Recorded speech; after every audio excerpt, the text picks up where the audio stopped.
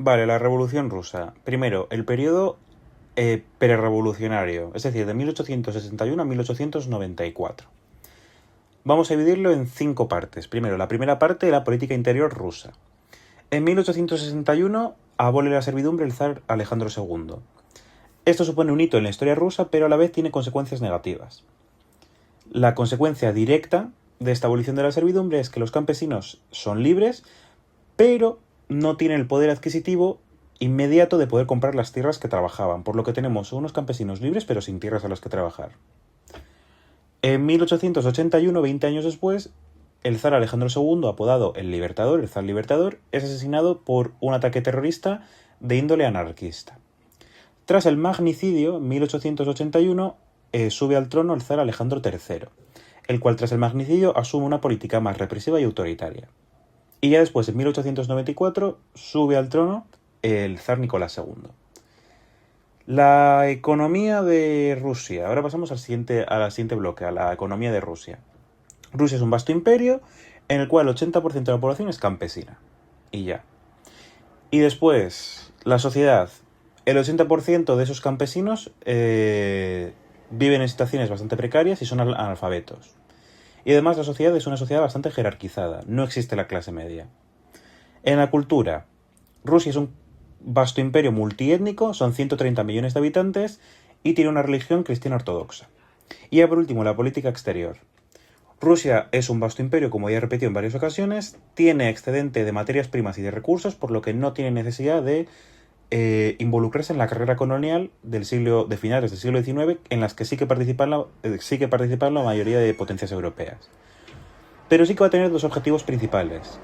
En primer lugar, el Extremo Oriente, en concreto las regiones de Manchuria y Corea, con las que va a tener que rivalizar con Japón, lo cual va a desembocar en la guerra de 1905, la ruso-japonesa, y por otro lado, en los Balcanes, con el Imperio Austrohúngaro y el Imperio Otomano.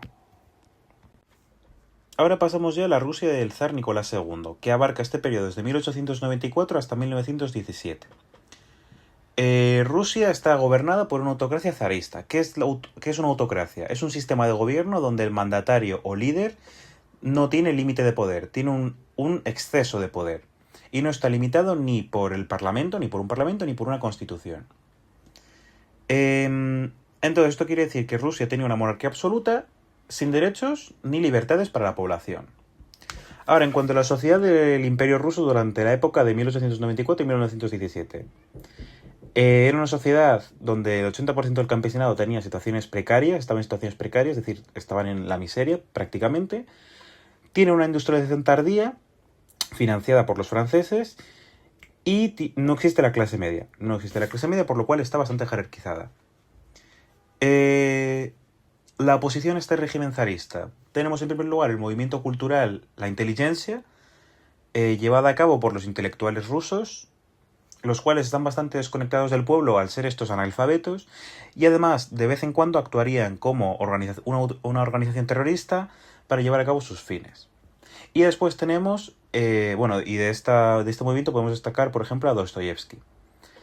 Y ya después tenemos en contraparte los partidos clandestinos. En primer lugar tenemos el Partido Obrero Socialdemócrata, que se dividía en 1912 en dos, por un lado los mencheviques y por otro lado los bolcheviques. Este partido tiene una ideología obrera, pero tienen una diferencia de matices. En primer lugar, los mencheviques, que significan minoritarios, liderados por Markov, tienen una ideología más socialista.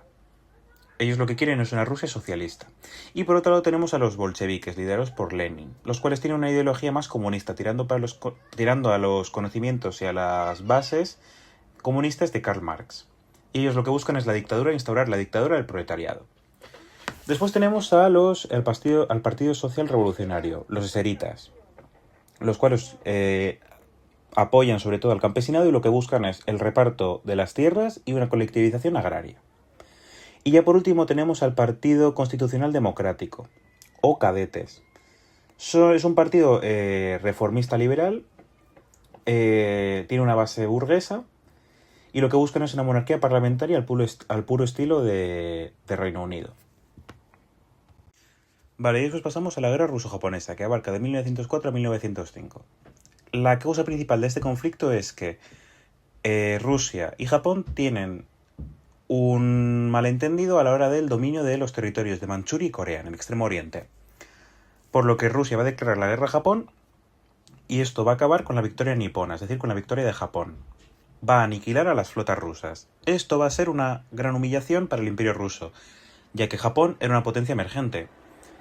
Con lo que Rusia no contaba a la hora de declararle la guerra a Japón es que Japón era una potencia que había experimentado una fuerte revolución industrial, segunda revolución industrial, durante la revolución Meiji.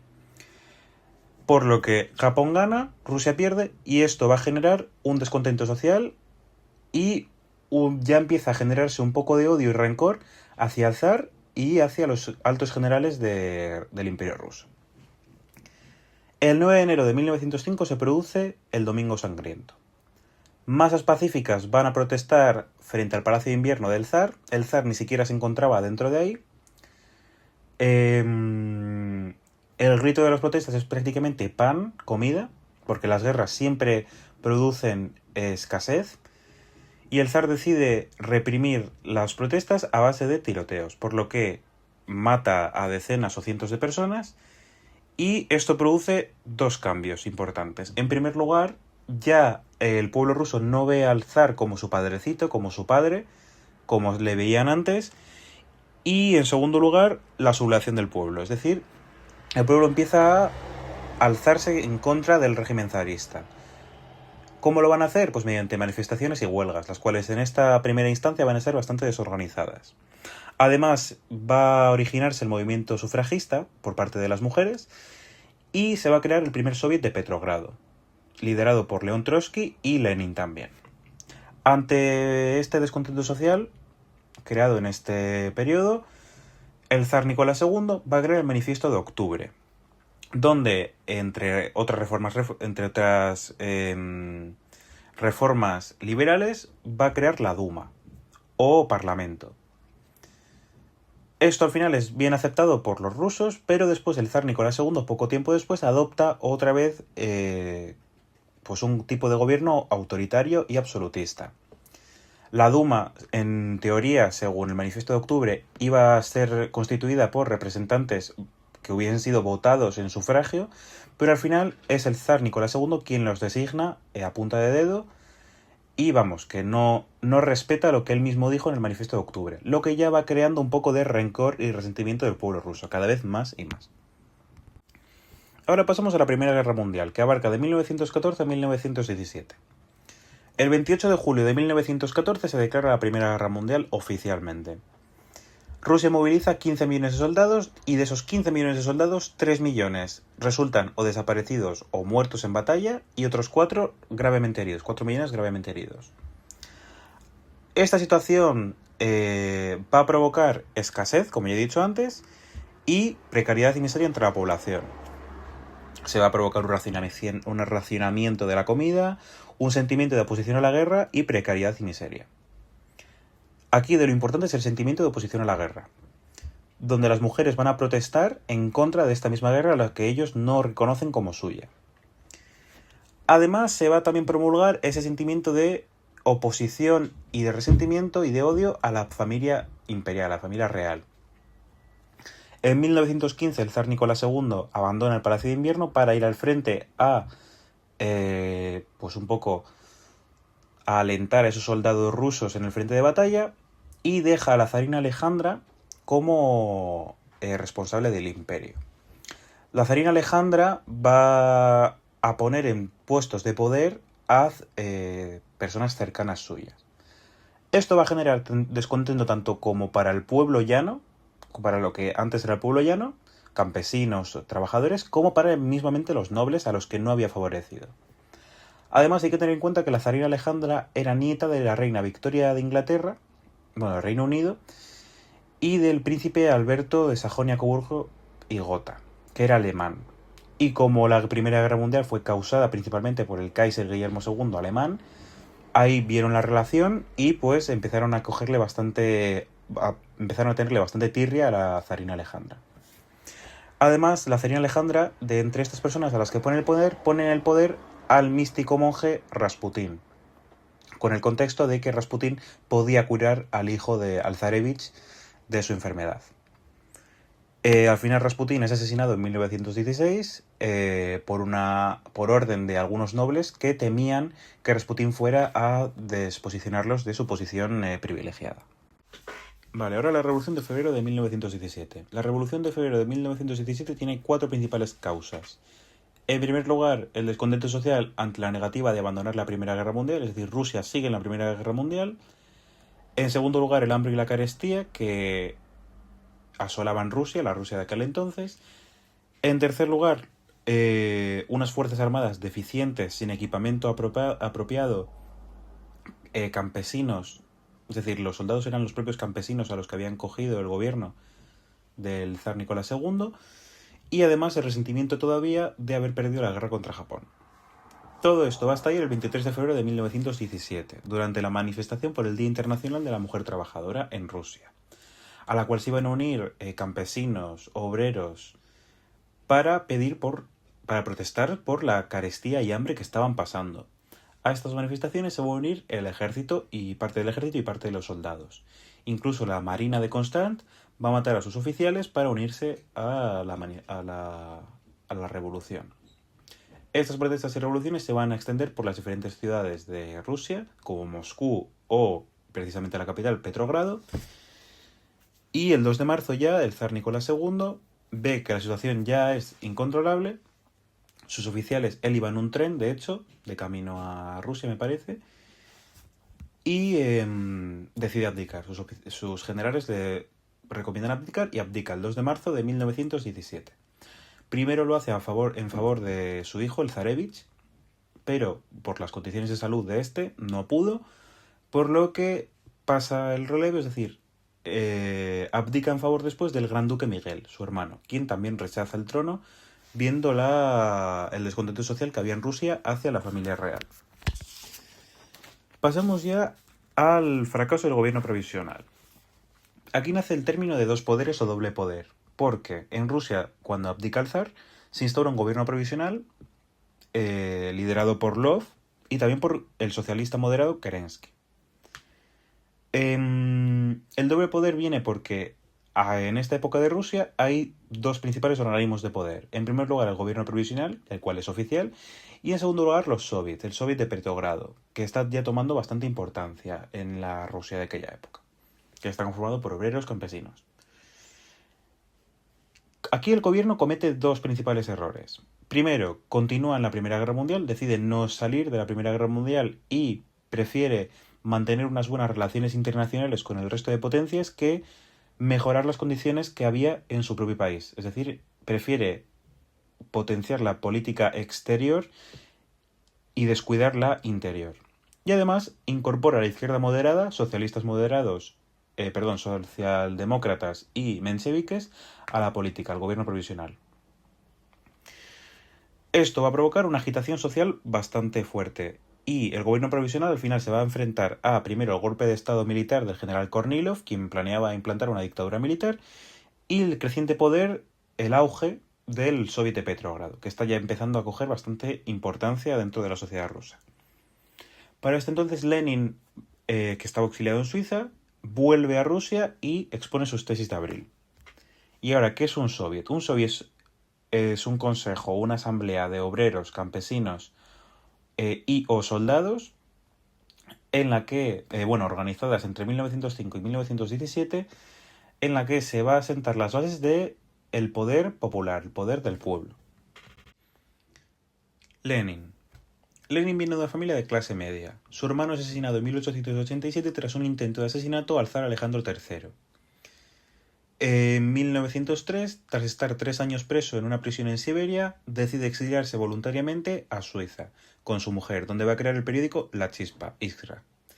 En 1905, 2 años después, va a participar activamente en la revolución de 1905, pero todavía no va a sentir que sea el momento de dar el salto bolchevique. Ya 12 años después, en 1917, tras la abdicación de Nicolás II, decide volver a Rusia con apoyo alemán. Vuelve en un tren precintado alemán. Los alemanes, en el contexto de la Primera Guerra Mundial, quieren debilitar el gobierno ruso que sigue implicado en la guerra. Y como ven a Lenin un personaje que quiere de hecho salirse de la guerra, entonces le apoyan y le otorgan un tren precintado. Cuando vuelve Lenin a Rusia, expone sus tesis de abril, que se van a basar en 3 consignas, en 3 pilares fundamentales. 1. Se opone totalmente a la estancia de Rusia en la Primera Guerra Mundial. 2. Y quiere promulgar la paz. 2. Niega cualquier tipo de apoyo al gobierno provisional y todas las políticas que el gobierno provisional vaya a hacer o piense hacer, Lenin las va a repudiar y las va a atacar. Y 3. La nacionalización de las tierras, es decir, las tierras son de todos. Ya pasamos otra vez a la Revolución de Octubre, donde van a enmarcar una frase muy característica de este periodo, que es todo el poder para los soviets. La Guardia Roja, que es un grupo armado cuyo fin último va a ser el triunfo de la revolución, irrumpe junto a los bolcheviques al Palacio de Invierno, donde van a apresar y capturar a los principales miembros del gobierno provisional de Kerensky, menos el propio Kerensky, que ya ha oído previamente. Entre el 25 y el 26 de octubre se produce la toma de poder bolchevique, donde se va a volver a hacer otro gobierno provisional de base bolchevique ya, esta vez, donde van a presidir Lenin va a ser el presidente, y Trotsky y Stalin van a estar también como sus manos derechas. Este gobierno provisional se va a basar en 4 consignas a su vez. En primer lugar, el abastecimiento de alimentos básicos, pan para la población, la colectivización de las tierras, expropiación de las tierras lo podemos llamar, es decir, las tierras, todas esas tierras de nobles, burgueses, clero, van a ser expropiadas y van a ser para Rusia, no para esas personas. La promulgación de la paz, es decir, va a firmar un tratado de paz, el armisticio con Alemania, para poder salir de la guerra, y la convocatoria de la Asamblea Constituyente para realizar una constitución.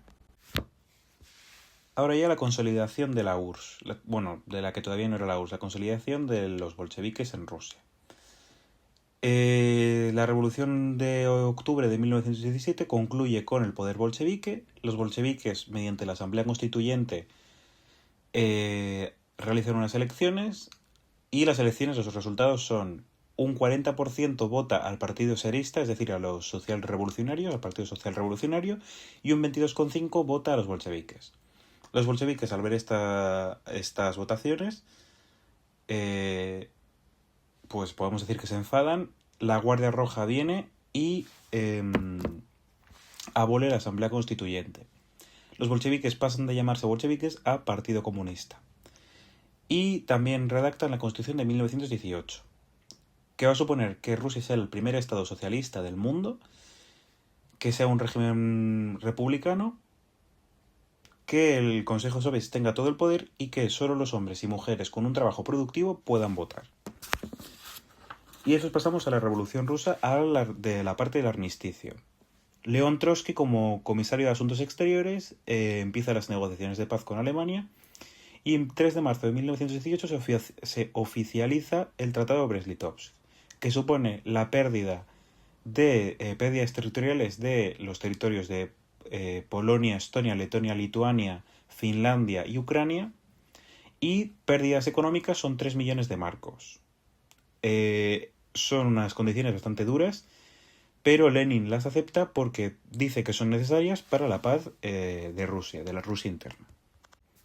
Y ahora ya pasamos a la Guerra Civil, un periodo que ocupa de 1918 a 1922, que son 4 años. Podemos diferenciar 2 bandos. En primer lugar, el de los contrarrevolucionarios, o el conocido Ejército Blanco, apoyado por los aliados. Es un grupo bastante heterogéneo que tienen como fin común acabar con los bolcheviques. Y ya por otro lado tenemos a los bolcheviques, el Ejército Rojo. La guerra se divide en 2 fases. En primer lugar, 1918, en la que participan también los aliados apoyando al Ejército Blanco, y hay una supremacía del Ejército Blanco frente al Ejército Rojo. Y después pasamos a la otra fase de la guerra, 1919, que empieza con la retirada de los aliados, en la que el Ejército Rojo toma ventaja del Ejército Blanco y derrota. Después de la guerra, menos en algunas zonas de Siberia, como Vlodiskov creo que se llamaba. Las consecuencias de la guerra. se instaura un comunismo de guerra. Esta se puede definir como una medida económica adoptada por Rusia, por los bolcheviques en el contexto de la guerra civil rusa entre 1918 y 1922, que consiste en la destinación de todos los recursos a la guerra. Tanto cosechas como recursos, lo que sea, todo es para la guerra. Es parecido a la economía de guerra total. Se aplica una política represiva frente a los enemigos del pueblo, a los que se llamaba a los miembros del Ejército Blanco, aplicada por la policía política, que era denominada checa. Se hace una persecución contra el clero, se ejecuta a la familia Romanov en 1918 y el Partido Comunista es la única fuerza política de Rusia. Ya en 1924 la consolidación de la URSS y la creación de la Constitución. Como ya hemos dicho, en 1922 finaliza la Guerra Civil y nace la URSS, la Unión de Repúblicas Socialistas Soviéticas. Ya en 1924 se redacta la primera Constitución de la URSS. Y esta Constitución tiene dos características. En primer lugar, esta Constitución se sobrepone a cualquier otra constitución de las repúblicas soviéticas. Es decir, todas las repúblicas soviéticas pueden tener su propia constitución, pero esta constitución es la constitución que vale para todas y es más importante que las demás. Y además la otra característica es que el poder bolchevique reside en el Soviet Supremo. El organismo de poder es el Soviet Supremo, que al fin y al cabo era el mismo que el bolchevique, el Partido Comunista. Entre 1921 y 1927, Lenin, tras haber aplicado el comunismo de guerra que ya se ha comentado antes, ve que la situación económica rusa es bastante deplorable. Se produce la Gran Hambruna de 1921 y 1922, por lo que Lenin adopta la nueva política económica, la NPE, que supone una economía mixta entre el libre mercado y la economía estatal. Para 1926 se recuperan las cosechas prácticas antes de la guerra, previas a la guerra, y eso también supone un aumento de diferencias sociales entre campesinos pobres y campesinos ricos, a los que se les denominaba kulaks. Bueno, y no lo he dicho antes, la nueva política económica consiste en varias características, en varias consignas, que es en primer lugar el libre mercado, en segundo lugar la propiedad privada, en tercer lugar el Estado sigue manteniendo las grandes empresas, por eso es una economía mixta, no es totalmente libre mercado, pero tampoco es totalmente estatal. Se restablece la economía monetaria y poco más. Ahora bien, la dictadura de Stalin. Este proceso dura de 1924 a 1953, que es cuando muere Stalin. Lenin se retira de la política en 1922 por una enfermedad, trabajaba 16 horas diarias, dolores de cabeza y paralización prácticamente de la mitad del cuerpo le hacen que tenga que salir de la política. Aún así sigue siendo el líder del partido bolchevique, del partido comunista. Stalin me parece que era el comisario de Asuntos Internos o algo así era. Y Lenin, antes de salir de la política como tal, deja su línea sucesoria, por así decirlo. Y el que lleva el primer puesto para ser el sucesor de Lenin es Trotsky, quien tenía una visión de la revolución más parecida a la que tenía Lenin de lo que era Stalin. La principal diferencia entre la visión de la revolución entre Trotsky y Stalin era que Trotsky lo que quería era que expandir la revolución, expandirla por todo el mundo. Él lo que veía era realmente lo que decía el comunismo, que era tenía que expandir la revolución por todo el mundo para así conceder una unión de obreros y de las masas obreras. Mientras que Stalin lo que quería era fortalecer Rusia y consolidar la revolución dentro del territorio de la URSS. Esta es la principal diferencia entre estos dos personajes. Al final Lenin muere en 1924 y deja por escrito en sus últimos textos que no quiere que Stalin tome el poder, quiere que sea Trotsky. Stalin, a todo esto, expulsa o ejecuta a sus principales enemigos y rivales, expulsa del partido en 1924 a Trotsky, le expulsa también del país en 1929 y ya en 1940 le ejecuta en México. Ahora vamos a pasar a la economía de Stalin, a la economía que hay durante la época de Stalin. Stalin era partidario de consolidar una Rusia fuerte, por lo que abole las nuevas políticas económicas de Lenin, la NEP. Y él instaura sus propios modelos o políticas económicas que van a suponer un control total de la economía por parte del Estado. ¿Qué van a ser los planes quinquenales? ¿Qué son los planes quinquenales? Son planes imperativos, donde tanto empresarios como trabajadores deben subordinarse a las querencias u objetivos del Estado. Logros de esos planes quinquenales. En primer lugar, cuadriplica la renta nacional, permite que haya un aumento de mujeres a la hora de trabajar, es decir, incorpora a la mujer de forma masiva en el trabajo. Hay una modernización de la industria y se reduce el analfabetismo. Carencias de estos planes quinquenales. En primer lugar, se sobreproduce la industria pesada, es decir, se le da bastante más importancia a la industria pesada frente a la industria de los bienes de consumo, por lo que hay pocos bienes de consumo. Y por otro lado, la agricultura se subordina a la economía industrial, por lo que todos los productos que vienen de la agricultura van a ser para la producción industrial. Ahora, dentro de la economía vamos a pasar a la colectivización agraria, a la colectivización de la agricultura. Stalin lo que quiere es acabar con las desigualdades sociales y la propiedad privada como tal, grande o mediana, tampoco la pequeña. No quiere acabar tanto con la pequeña, sino con la mediana y la grande. Por lo que va a desarrollar dos medidas. En primer lugar, los sovjos y en segundo lugar, los kolhos. Los sovjos son zonas agrarias donde el trabajador, el campesino, es un asalariado del Estado, es decir, cobra por parte del Estado. Y los kolhos son medidas en las que tanto la tierra como el equipo son del Estado, pero el beneficio se reparte en función de las horas trabajadas. Es decir, es como autorregulado. Los resultados de estas medidas: aumento de la producción. ¿De dónde sale este aumento de la producción? No es tanto que se haya optimizado los beneficios, sino que, si recordamos de otro punto anterior, estaban los kulaks, que eran campesinos adinerados que habían ganado riqueza durante las nuevas políticas económicas. Stalin lo que hace con estos campesinos es trasladarles a otras regiones de Rusia donde pudieran estar más alejados y coger sus tierras y emplearlos para sus fines. Por lo que este aumento de la producción no es tanto por sus medidas, sino sí es por sus medidas, pero es más bien por haber alejado a esos campesinos dueños de la tierra de sus propias tierras. Ahora pasamos ya al régimen político de Stalin. La jefatura del Estado ya sabemos que era de Stalin y por lo tanto la llevaba el grupo político, el Partido Comunista de la Unión Soviética. Ya no es solo Partido Comunista, sino que es Partido Comunista de la Unión Soviética. Stalin va a llevar este régimen dictatorial mediante tres pilares. En primer lugar, se va a hacer un culto a la personalidad del líder, infalible, perfecto, padre de la nación.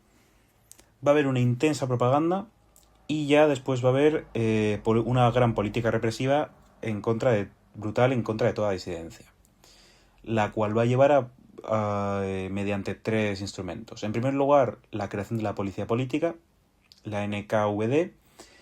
En segundo lugar, los gulags o campos de trabajo, que eran administrados por estos mismos, la NKVD. Y en tercer lugar, las purgas masivas en contra de toda disidencia, tanto étnica como social. Y ya por último tenemos la Constitución de 1936, que está en vigor hasta el 77. Tiene 6 objetivos. En primer lugar, mostrar una versión más democrática del régimen, consolidar a la URSS, definir a la URSS como un Estado socialista, mostrar el trabajo como un derecho y una obligación, abolir la propiedad privada y también exponer que las diferentes repúblicas tienen el derecho de autodeterminación y también tienen el derecho de crear su propia constitución. Pero sin olvidar de que la de 1936 es la que se tiene que sobreponer ante todas las constituciones. Además, esta constitución va a interesarse bastante por los derechos civiles y sociales. En primer lugar, la jornada de 7 horas de trabajo, vacaciones, seguros sanitarios tanto como de vejez, y también la educación gratuita para todos los niños del régimen.